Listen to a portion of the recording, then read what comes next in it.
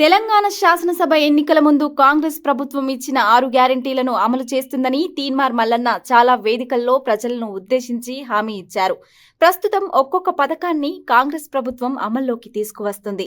తీన్మార్ మల్లన్న ఎన్నికల సమయంలో మీడియా ఇన్ఛార్జిగా బాధ్యతలు తీసుకొని కాంగ్రెస్ గెలుపునకు తన వంతు పాత్రను పోషించారు.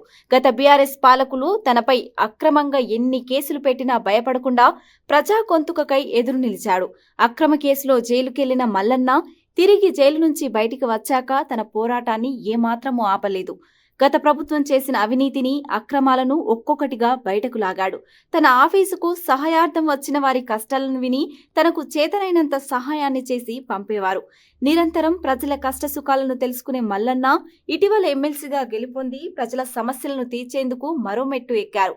అలాగే ఈ ఆగస్టులోపు రైతులకు 2 లక్షల రుణమాఫీని చేస్తామని సీఎం ఇచ్చిన ప్రకటనపై పట్టభద్రులు ఎమ్మెల్సీ తీన్మార్ మల్లన్నకు ముఖ్యమంత్రి రేవంత్ రెడ్డికి ప్రత్యేక ధన్యవాదాలు తెలిపారు.